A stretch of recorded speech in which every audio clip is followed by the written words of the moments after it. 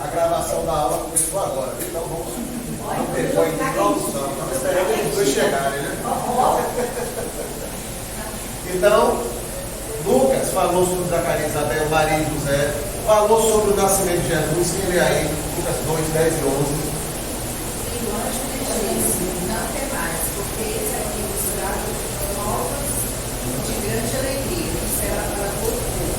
Pois na cidade de Davi nos nasceu hoje o Salvador, que é Cristo do Senhor.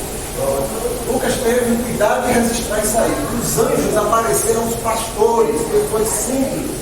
Não apareceu aos doutores, aos mestres da lei, aos reis, aos súditos dos reis, às autoridades principais. Não apareceram aos pastores no campo, estavam tomando conta de ovelhas. Não temais, porque estimamos vir aquela glória toda. Hoje eu vos trago nova de grande alegria para todo o povo. E na cidade de Davi, Belém, ali pertinho, nasceu hoje o Salvador, que será o Cristo do Senhor. Então vamos ter cuidado de registrar isso aí. Esse detalhe. O céu confirmando, nasceu o Salvador, nasceu o Messias, nasceu o Senhor. Lucas registrou um crescimento. Crescia em graça e estatura, em graça e sabedoria. Registrou, ele foi assim. Não se preocupou com nenhum detalhe, mas sendo teu filho, crescia em estatura, em graça e em sabedoria. Lucas registrou João Batista. João Batista, filho de quem? Zacarias e Isabel. João Batista cumpriu sua missão e preparar o caminho do Senhor, voz que clama do deserto. João não pregou dentro das cidades, ele foi para a periferia, do lado de fora, para falar deserto, ele estava fora da cidade, e o povo vinha ao encontro dele para ouvir os ensinos, para ouvir a mensagem de arrependimento, que era a mensagem dele. Nunca fez um milagre, não era o ministério dele, fazer milagres, mas pregou e preparou o caminho do Senhor. Aquele que virá após mim, eu não sou digno de desatar as suas alparcas, suas sandálias. E quando Jesus veio, batizou Jesus. Batizou Jesus. Mas com a ênfase na humanidade. Mas Senhor, eu te batizar, você que tem que batizar. Todos os outros vão ser batizados. Então eu tenho que ser o exemplo. Esse homem, filho do homem, tem que ser o exemplo. Então João batizou. Qual foi a atitude de João?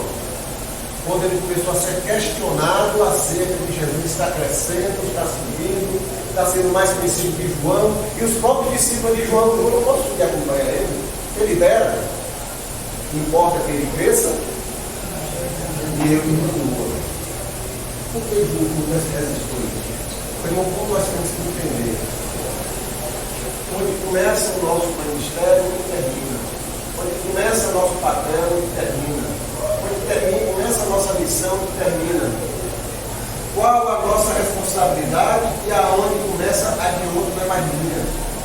Aonde eu vou contribuir até aqui, vou contribuir, e aonde é outro irmão que vai dar contribuição. E honrar o irmão, cooperar. O Senhor me chamou para um papel. Eu tenho que ser o meu papel. Terminou.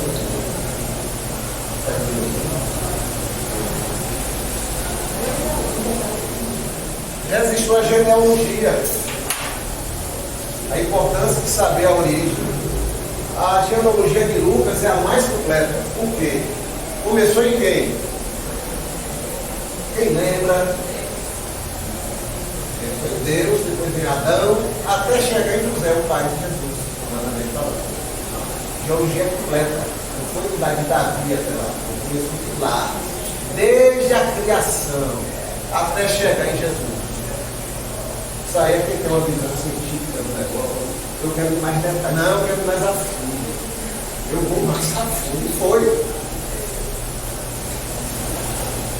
Hoje a gente vai estudar aqui só sobre genealogia. uma maravilha. A gente só lembra daquela lista de nomes. Hoje não tem tanta riqueza dentro. Impactar os nossos corações. O Deus agiu. Ele registrou que Jesus foi conduzido pelo Espírito Santo ao deserto. Jesus conduzido pelo Espírito Santo ao deserto. Depois para Galiléia. Então Jesus dependia de quem? Do Espírito Santo. Humanamente ele precisava ser conduzido, como todos nós precisamos.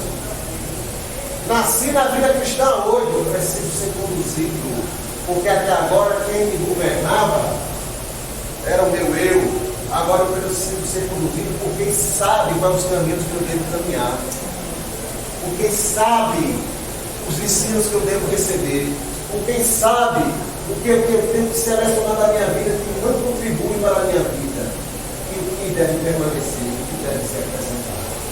Então Jesus foi conduzido pelo Espírito Santo ao deserto, lá ele foi tentado, ele estava como homem, por isso que o diabo foi tentar, porque ele viu, ele está como homem, é minha hora, é minha vez, é minha chance. E aí ele foi. E depois foi conduzido para Galiléia, para começar o seu ministério. Sempre conduzido pelo Espírito Santo. E aqui a gente começa o assunto foco de hoje, a rejeição em Nazaré. A partir daqui. Jesus, Lucas registrou, em Nazaré, onde Jesus cresceu, deve ter chegado ali algumas por volta de 3, 4 anos, quando o mundo rejeitou os pais. Foi rejeitado. Esse filho carpinteiro, ele corria aqui nas ruas, ele andava aqui nas ruas, se fosse hoje jogava bola, jogava videogame, sei lá, vamos inventar aquilo. Ele é o Messias, sai daí, rapaz, não é isso não, não existe isso não. Quem é ele? Foi rejeitado. Isaías 61, 1 e 2. O Espírito do Senhor Deus está sobre mim, porque o Senhor me ungiu para pregar boas novas aos mansos. Enviou-me a restaurar os conflitos de coração, a proclamar liberdade aos cativos e a abertura de prisão aos presos, a apregoar o ano aceitável do Senhor e o dia da vingança do nosso Deus. Então Jesus numa sinagoga, ele ia vários vezes, todo sábado ele estava na sinagoga, ensinando, ouvindo, mas um dia ele abriu as escrituras em Isaías 61, 2 e leu. E não foi a leitura que pegou, foi depois que ele terminou, ele fechou-se e sentou. Esta palavra, estas escrituras, isso que está escrito na escritura se cumpriu hoje diante do nosso coração. A partir daí, a rejeição foi automática. Você, ele, foi rejeitado. E a rejeição foi tão grande que levaram Jesus para a beira de um monte que era para jogar dentro lá embaixo. Mas não era a hora dele. Simplesmente pararam, ficaram estáticos e Jesus passou dentro do monte. Não era a hora. E aí ele se mudou para Cafarnaum. Lá ele ficou morando em Cafarnaum. E era de Cafarnaum que Jesus partia para as suas viagens missionárias. Em Cafarnaum, na Galiléia, vou botar aqui o norte da Galiléia, Cafarnaum, mar da Galiléia. Jesus está aqui em Cafarnaum, na beirada do mar. Ele vinha visitar as cidades aqui. De vez em quando vinha para o sul. Para a Judéia, Jerusalém,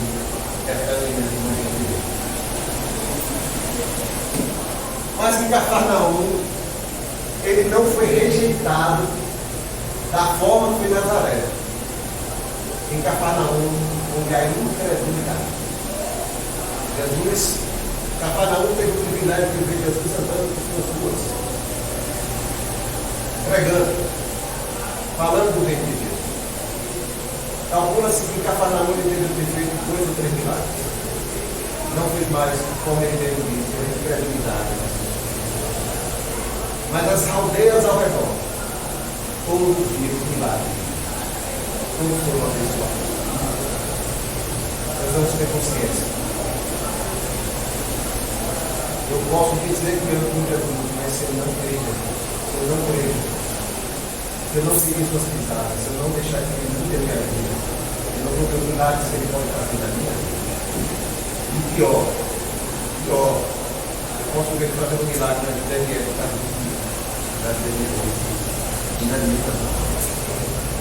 e às vezes a gente aí pela nossa habilidade de coração, pela nossa pureza, eu ainda alimento incredulidade. Nada, daqui uma semana ela já não vou. Nada, não existe não, mas isso é emoção. E passa os anos, vai crescendo, amadurecendo, crescendo no Senhor. E minha credibilidade também vai ser aqui. Então temos que ter que tipo de rejeição? Credulidade? Não, quero ouvir. Ou então, muitas vezes você está ali, você quer aquela coisa. O Senhor está ali fazendo milagres visíveis na sua vida. Aí você fica dizendo, Deus, não ajuda minha vida, porque você só quer aquilo ali. Você quer aquilo. Eu quero que meu marido mude, eu quero que meu filho mude, ou eu quero guardar aquele atranar no emprego. E as maravilhas que estão acontecendo na sua vida, você não percebe. Né? Isso é ingratidão, isso entristece o coração do Senhor. Você está cercado de maravilhas que o Senhor tem feito. Ou você acha que aquele filho que você tem ali é o quê? É resultado de quê? Da sua bondade? Não, é a bondade do Senhor. Não é, meu irmão? Aquele emprego que você tem, muitas vezes você reclama, a bondade do Senhor. Tem que ter esse cuidado, porque podemos estar sendo ingratos. As bênçãos do mundo todo está vindo. Aí você está ali, eu quero aquilo, eu não aguento mais minha vida não muda, ó, e as mudanças visíveis. Amém. Não é verdade, irmão?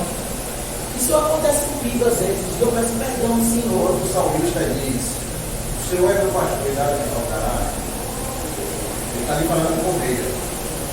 E quando ele diz que nada me faltará, ele está falando da realidade da ovelha. O que a ovelha precisa? Nada.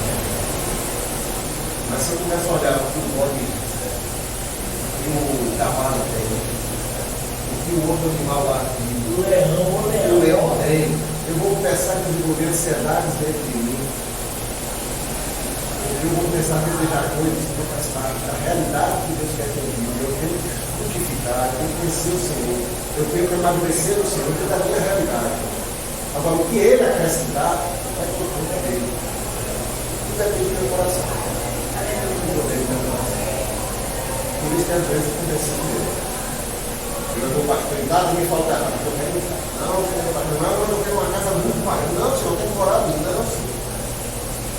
E aí você começa a perder coisas e deixa de ver o Deus quer te mudar e você vai se ligar sozinho. Desejando coisas que não é o momento, ou coisas que não vai trazer bem a você. Eu estou querendo para que você não se acredite. Vamos lá. Vamos seguir, não é? Escolhendo os discípulos. Lucas 5, 10 e 11. E, de igual modo, também de Tiago e João, filhos de Zebedeu, que eram companheiros de Simão. E disse Jesus a Simão: não temas, de agora em diante serás pescador de homens. E levando os barcos para a terra, deixaram tudo e o seguiram. Nunca resista. E Jesus vinha com uma multidão, um grupo grande de pessoas. E ele estava ensinando, mas a multidão que estava acompanhando já era grande. Então Jesus precisava ficar num plano mais elevado, que ele pudesse falar e ver que estava todo mundo ouvindo. Então ele se aproximou de Pedro e pediu a Pedro para que ele pudesse usar o seu barco. Pedro, eu posso usar seu barco? Você afasta um pouquinho, eu vou falar melhor. Pedro concordou. Pedro e aquela turma que viraram a noite pescando, não pescaram peixe, jogaram para um lado, jogaram para o outro, para cima, para baixo, jogaram dentro do próprio barco e nada saiu. Jesus sabia o que estava fazendo. E sabia de quem estava se aproximando. E aí Jesus termina tudo ali. Botem com o barco para lá. E agora vocês vão jogar para o lado dele. Acho que jogou para a direita, para a esquerda, para cima, para baixo. Não colheu nada, para a esquerda. E eles foram e deu aquela pesca. Deu 2 barcos e quase afundaram. Tanto peixe pescado. É nesse cenário que Deus chama ele. E depois chama João e Tiago, os filhos de Zebedeu.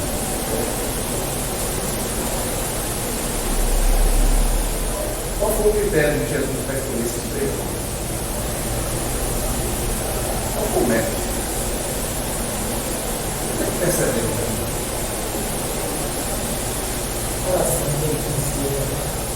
Porque foi lá atrás e Jesus subiu ao monte para orar.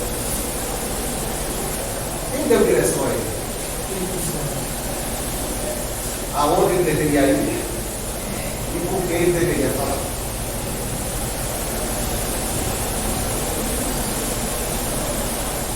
Quando nós estamos na obra de Deus, se ela é de Deus, temos que seguir a direção de Deus. Jesus veio com uma missão de Pai. Aí João registrou o quê? A minha comida e a minha bebida é fazer a vontade de quem? Do meu Pai. Ele veio cumprir a vontade do Pai. Com quem ele deveria caminhar? Quem seriam as pessoas? Quais seriam as pessoas que seriam a base da igreja do jogo? Deus escolheu. Deus escolheu. Será que eu, quando estou na obra de Deus, estou com o coração disposto a trabalhar com quem Deus separou para estar comigo? Não, ele escolheu. Dentro do meu critério. Não fazendo uma seleção. Não, você vai trabalhar. Esse daí não tem problema não, mas você vai colocar um 5 aí que você. Mas Senhor, é ele que está escolhendo essa obra. Ou você não quer fazer minha obra, você quer fazer a sua obra.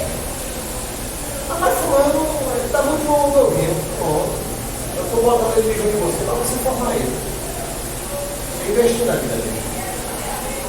Mas dá trabalho. Se não desse trabalho, tinha graça.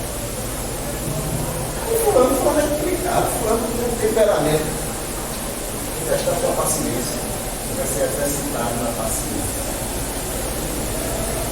Mas fulano falta demais. Estou te botando na vida dele, então você sabe o que é aproxime.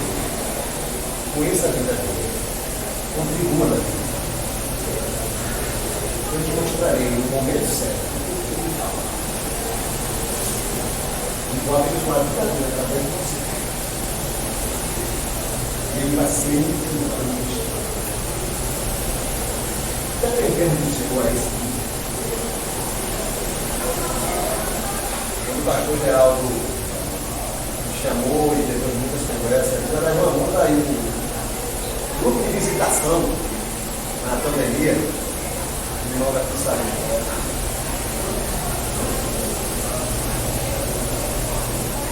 Olha isso, seleção brasileira. Naquela seleção só ficou um. Todo mundo que veio depois foi diferente. Estamos caminhando aí até.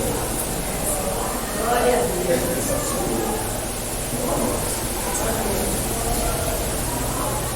Vamos ver Mateus, Lucas 5, 27 e 28.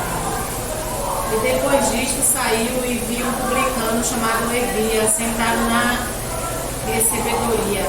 E disse-lhe: segue-me. E ele, deixando tudo, levantou-se e o seguiu. Mateus estava trabalhando na hora, publicano, trabalhando na inspetoria da fazenda, cobrando os impostos, jogando duro. Ele segue. O cara que era o quê? Considerado traidor da pátria, mal visto, desprezado. E isso é feito de você mesmo. Você pode vir. Os apóstolos, ele, eu escolhi você, eu posso ver. E Mateus depois foi o evangelista Mateus. Que não escreveu apenas o evangelho que é falando depois do evangelho. O evangelista mesmo, saiu pelo mundo pregando o evangelho. Lucas 6, 12 a 16. E aconteceu que naquele dia subiu ao monte a orar, e passou a noite em oração a Deus. E quando já era dia, chamou a si os seus discípulos e escolheu 12 deles, a quem também deu o nome de apóstolos: Simão, ao qual também chamou Pedro, e André seu irmão, Tiago e João, Felipe e Bartolomeu, Mateus e Tomé, Tiago, filho de Alfeu, e Simão, chamado Zelote, e Judas, irmão de Tiago, e Judas Iscariotes, que foi o traidor. Então a gente vê que tinha mais discípulos do que 12, não é isso? Mais desses, Jesus diz: ó, não sei se tem 12 aqui não, mas vamos dizer que tem 12. Vocês vão estar mais perto de mim. Sempre estejam ao meu redor. Quero que em todas as missões vocês estejam comigo. Ele seria uma base da equipe. Então Jesus sabia o critério. Quem está em liderança sabe. Olha, isso aqui é massa, né? Quem está em liderança sabe. Não tem como o líder estar próximo de todos. Nem todos estão próximos do líder. A gente está junto aqui. Mas no dia a dia, no compartilhar, no orar, no enfrentar problemas, situações, buscar conselho, sempre alguns se aproximam mais. E esses acabam se tornando líder junto com o líder, ajudando a liderança. Você nem percebe o que está acontecendo, mas acontece. Então, qual o critério do líder? Precisa estar em pessoas próximas de mim.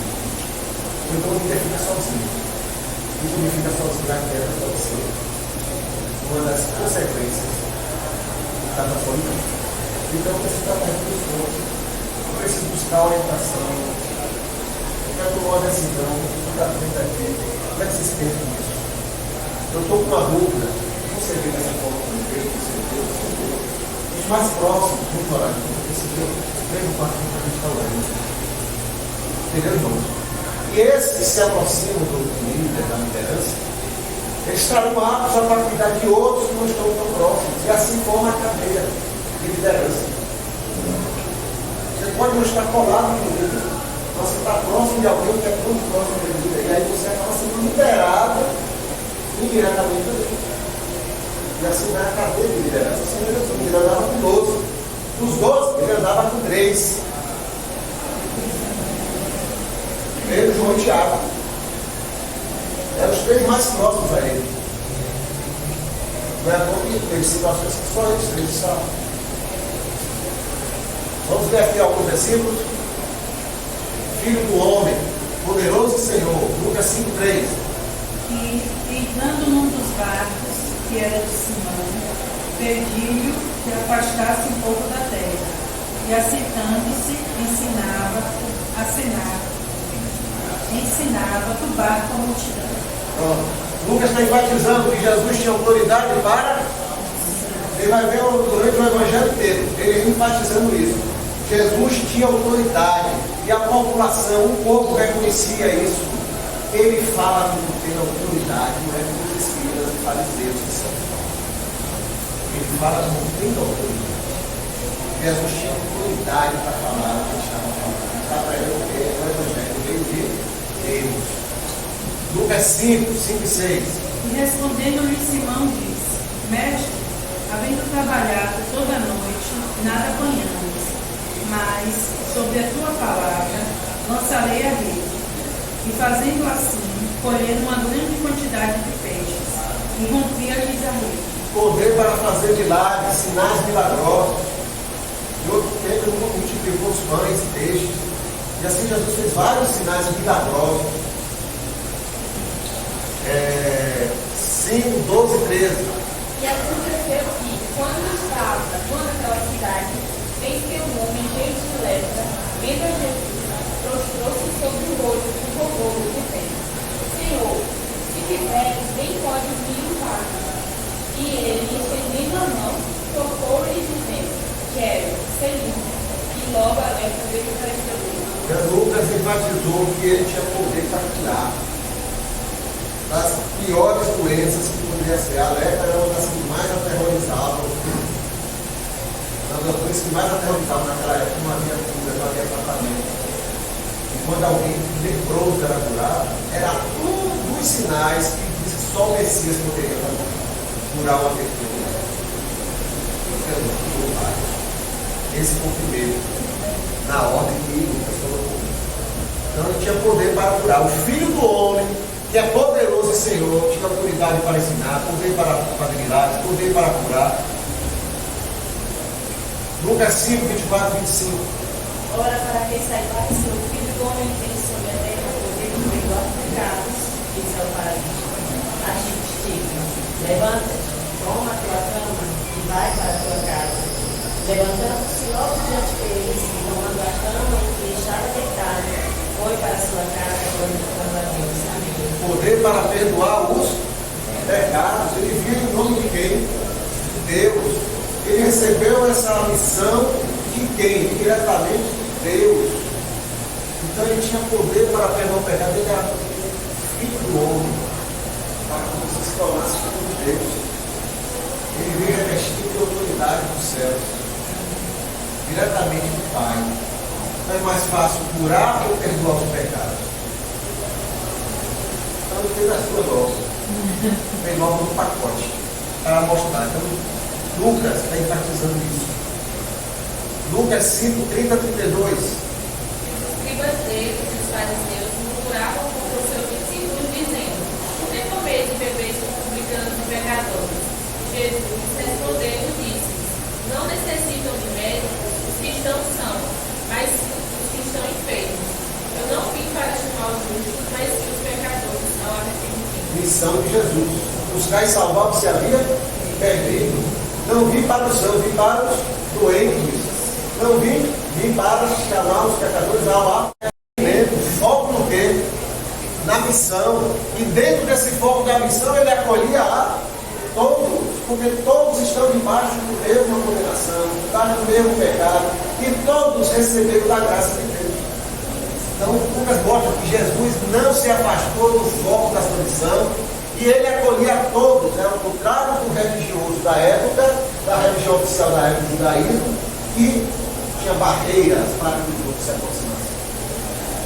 Tinha que fazer parte da elite religiosa para poder acessar. Os demais eram excluídos, sentenciados ao céu. Lucas 6, 9 a 11. Então Jesus disse: uma coisa eu vos devo perguntar: é lícito no sábado fazer bem ou fazer mal, salvar a vida ou matar? E olhando para todos em redor, disse ao homem: estende a tua mão. E ele assim o fez. E a mão lhe foi restituída sã como a outra. Ficaram cheios de furor, e uns com os outros conferenciavam sobre o que fariam a Jesus. Jesus não deixou que a religiosidade vazia dos homens limitasse o seu ministério. Você vai curar no sábado, que é mais importante, é o dia ou a pessoa. Isso entrar no mérito de que o sábado foi criado para o homem, e não o homem para o sábado. A religião distorceu o que Deus criou. O sábado era descanso, significa descanso. Vocês precisam ter um dia para descansar. Se eles trabalharás, um dia descansarás. E outros para o homem descansar. É o critério de Deus orientando. Mas a religião transformou o sábado num peso. Se você fizer isso no sábado, você é réu. Se você fizer isso, se você não fizer, não sei o quê. Por isso que ele teve que dizer, um trecho mais adiante: o Filho do Homem até no sábado é o Senhor. Definiu logo a conversa, estava no bate-boca, o Filho do Homem até no sábado é o Senhor. Vamos conversar. Então ele não deixou que essa religiosidade que distorcia, que vivia falsamente o que Deus queria, que acrescentava coisas ao que Deus tinha estabelecido, que Deus não havia estabelecido. Aquelas coisas que afastavam o homem de uma verdadeira comunhão com Deus, que transformava a vida numa vida falsa e hipócrita dentro da religião. Então Jesus não deixou que essas coisas limitassem. Ele veio apresentar o Pai. Ele veio apresentar o Pai. Ele veio apresentar que vocês devem se reconciliar com o Pai. O Pai quer cuidar da vida de vocês, assim como Deus faz. O Pai criou vocês para Ele. E Ele sabe também. Amém. Eu sou o caminho, a verdade e a vida que leva. Amém? Então Lucas enfatizou isso. Aí, Lucas também, no capítulo 6, vamos só ler aqui. Depois você lê em casa, eu vou botar aí no grupo. A mensagem impactada de Jesus.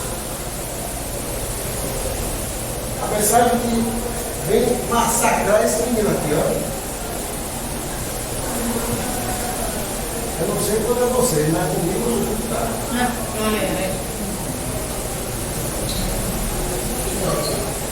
Bem-aventurados os pobres de espírito, porque deles é. Bem-aventurados os doutores da lei, porque deles é o. Bem-aventurados os mestres, porque deles é o rei. Bem-aventurados os sacerdotes, bem-aventurados os ricos, bem-aventurados os pobres de espírito, aqueles que reconhecem que precisam de Deus, aqueles que reconhecem ser carentes de Deus, aqueles que dizem, Senhor, eu quero um Senhor. São bem-aventurados os pobres de espírito, que reconhecem que são limitados e querem o Senhor. Bem-aventurado, amai vossos inimigos. Não é gostar deles, não. Se você gostar, você escolhe. Não é dizer tolerar os vossos inimigos. Não é suportar os vossos inimigos, é dizer amar. Amai os vossos inimigos. Como sempre. Mata esse menino aqui que você vai saber daqui. O que é que nos afasta de pobreza? Esse cidadão corrompido lá no Éden, em Adão, e que é a nossa natureza até. Adão foi corrompido por uma outra mulher que já colocou no deserto, lá no Éden. Não. Foi corrompido por um cofre cheio de dinheiro, eu vou ter esse dinheiro todo. Não. Uma coroa, você vai reinar. Não. Foi corrompido em desobedecer, se tornar independente. Você vai ser igual a Deus, você não vai precisar de Deus. Ou não vou precisar dele, vou ser igual a ele. É isso que eu quero. Isso está dentro de nós, o nosso eu mandando em nossas vidas e nos destruindo. O nosso maior inimigo é ele. Por isso fica difícil dizer, pobres. Não, eu sou capaz, eu sou isso, eu estou aqui. Bem-aventurados os pobres, que se dizem preciso de Deus. Amai nossos inimigos. Eu amar meus inimigos. Amai, orai pelos que buscar o mil. Você passa por ele e abençoa de coração. Mas ele está caluniando, ele está falando mal de mim, eu sou o que pela vizinhança, eu sou na liderança falando mal de mim. Orai por eles, não desejando mal. Ofereça a outra face quando bater em uma. Ofereça a outra. Ou esse pedaço aí tem que ler outras vezes. Orai. Sede misericordiosos. Não erra comigo o tempo todo. Tenha misericórdia, porque eu também tenho com você. Quem de nós nunca erra? Tira a trave do teu olho. Esquece a poeirazinha, então se querer estar no olho. Tira a trave do teu olho. Árvore boa, se é árvore boa, então você vai dar bons frutos. Porque a árvore boa só dá bons frutos, não dá maus. E a árvore má só dá maus frutos. E assim você não precisa. E você será conhecido. A boca fala do que o coração está cheio. Mas Senhor, eu falei aqui, foi da boca para fora. Não, do coração para fora. Vai ver meu coração. Tira a sujeira que está lá dentro. Deixa eu trair para limpar. Não, Senhor, eu mesmo vou. Não, vai ficar muita coisa. Você vai dizer, não, você não vou colocar aqui agora não. A boca fala do coração está cheio. O que vocês dizem? Senhor, Senhor, como fazem tudo? Quem anda entre os templos, das festas, dos cultos, louvar meu nome, adorar meu nome, dar oferta em meu nome, dizer que está na minha obra, mas aquilo que eu digo para fazer, você não faz. Conclusões da lição de hoje. Deus quer te usar, usar cada um de nós, dentro da realidade da nossa vida. Não fique esperando mudar a realidade da tua vida, e você não sabe se vai mudar, ou alguma perspectiva futura, para você dizer, agora eu consigo ao Senhor, não, você tem que usar hoje, do jeito que você está hoje, onde você estiver, com quem estiver, dentro da condição que você estiver, ao redor, com as pessoas ao redor de quem você estiver. Deus quer te usar com tudo isso. Qual foi o final do mundo? Aderiu ao ministério de Paulo e ficou até mal morrer, até Paulo ser martirizado. Acompanhou até o final. Segunda Timóteo, você vê Paulo dizendo lá, muito claro, onde Paulo está no último, só algumas está.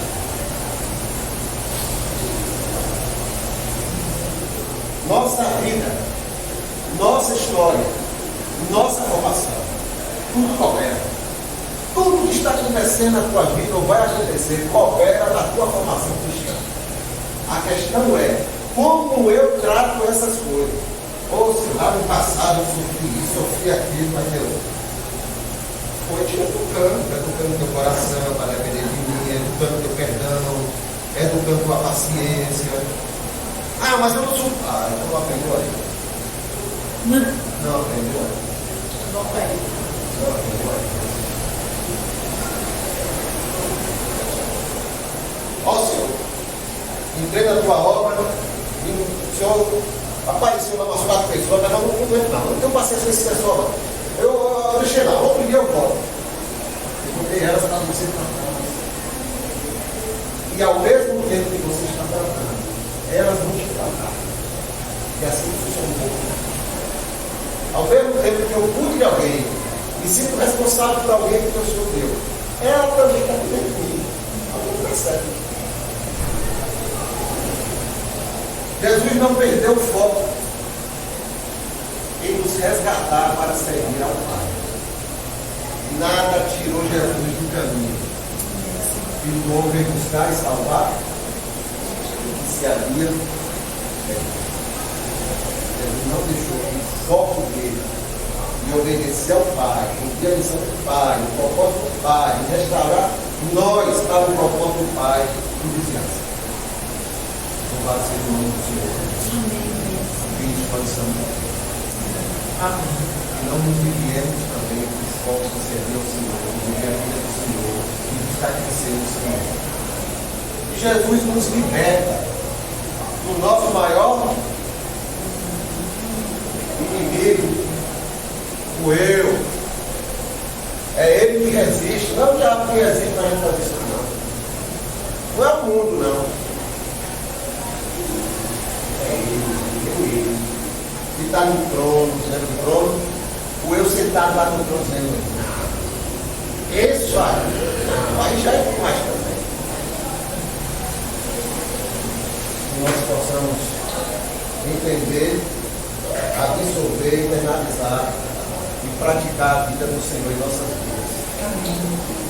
Essa última mensagem que você colocou assim, a mensagem que é impactante, né? Que deixa a gente impactado. Tudo isso Jesus faz por nós o tempo todo.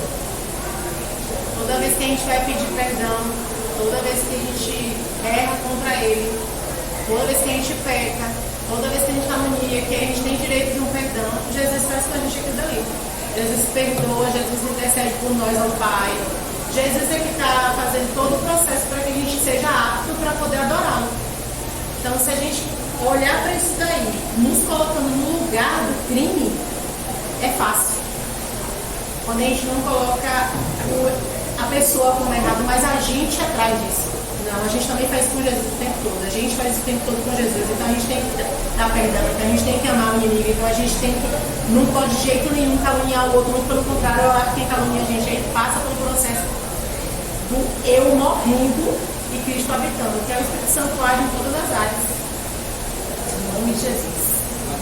Mas Esse ponto o Evangelho tem impactado na minha vida. Até que ponto o Evangelho tem impactado. Falando de Maria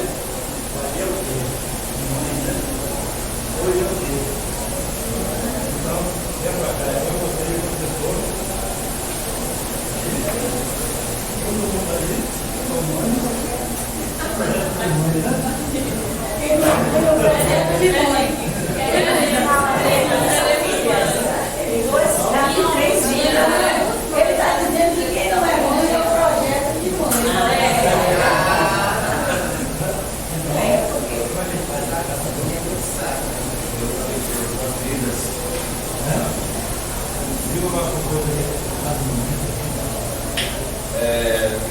Feliz dia das senhoras. Sem a senhora daí não seria nada. Minha mãe me guiou por muito tempo. Infelizmente nós não estamos mais próximos, mas eu gostaria muito que estivéssemos mais unidos segundo a prova. Obrigada. Vamos orar pelas mães e eu também quero que orasse pela nossa classe. Vamos pedir oração sobre esse povo aqui de Amaré. Ela está aqui mais de Amaré. Mas a nossa classe foi representada na missão de Egito com 8 irmãos. Glória a Deus. 8 pessoas. É uma classe missionária. Amém. 6 pessoas. Não porque foi só a Egito, mas que foi até Egito também. Trabalha em todas as frentes missionárias. Né? Nós percebemos isso aqui. Uma classe missionária. Está disposto ao Senhor para todo tipo de obra que o Senhor nos chama. E é um prazer servir essa classe, estar aqui nessa classe. E vai ajudar todo mundo. Então, a nossa classe foi representada, viu, irmão? Bonita da rocha, 8 metros do mar, 1 metro pesado, trabalhando ativamente. Obrigada. Obrigado, irmã.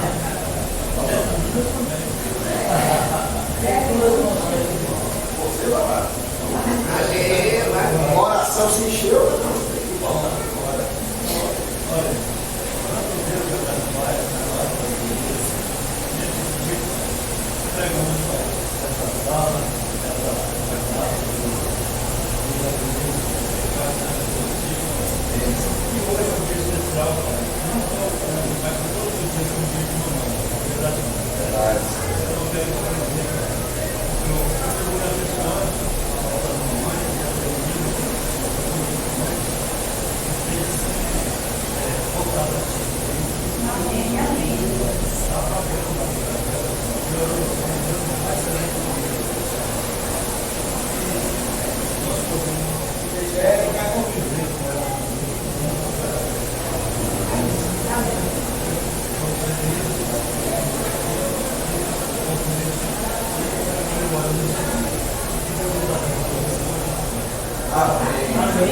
Obrigado, irmão. Obrigada. Vamos tirar foto? Bora. Só se for agora, né?